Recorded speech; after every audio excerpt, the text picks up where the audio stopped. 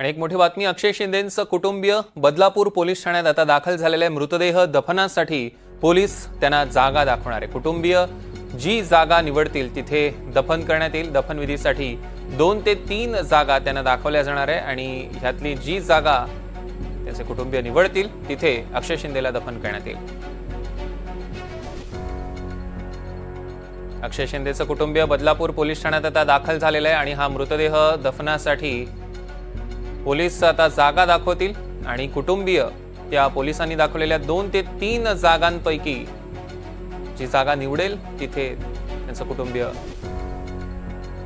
दफन करतील। निनाद झारे आपले प्रतिनिधी आपल्यासोबत फोन लाईनवरून जोडले गेले आहेत।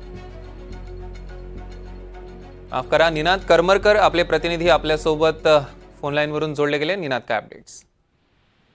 सौरभ, आपण पाहिलं काल ज्यावेळेस अक्षय शिंदे याचे अंत्यसंस्कार करण्याची वेळ आली त्यावेळेस बदलापूरमधून याला विरोध झालेला होता आणि ही बाब अक्षय शिंदेच्या कुटुंबियांनी हायकोर्टापुढे आणली होती त्याच्या वकिलांच्या माध्यमातून। आणि त्यावेळेस हायकोर्टाने असे आदेश दिले होते की सरकारी वकिलांनी सुद्धा हायकोर्टात अशी माहिती दिली होती की स्थानिक पोलीस प्रशासन आणि स्थानिक प्रशासन जे आहे नगरपालिका त्यांच्या माध्यमातून जागा निवडली जाईल आणि त्या ठिकाणी शिंदे प्रशासनाने हायकोर्टाने दिलेले या कुटुंबियांनी काल रात्री आणि आज सकाळी सुद्धा पोलिसांची भेट घेत जागा उपलब्ध करून देण्याची मागणी केली। त्यानुसार आता पोलीस काही वेळापूर्वी अक्षय शिंदेच्या कुटुंबियांना घेऊन पोलीस ठाण्यातून निघालेले आहेत आणि काही जागा त्यांना दाखवल्या जात आहेत।